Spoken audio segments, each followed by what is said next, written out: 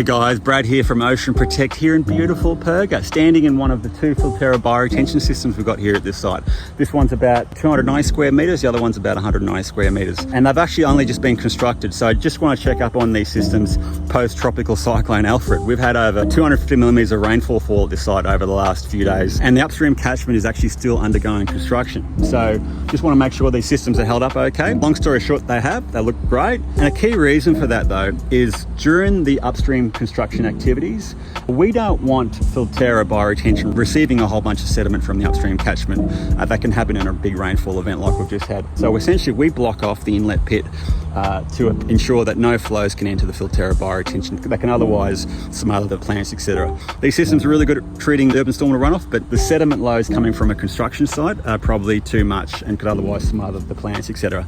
So instead of the water coming into the Filterra, they basically bypass and enter the sed basin environment you can see behind me. It means that whilst the upstream construction activities are still happening, the plants can establish, and when the catchment's finished, we can essentially bring these systems online and help protect the waterways of Upstream City. If you want to find out more about Filterra bioretention or anything else, just give us a shout at Ocean Protect.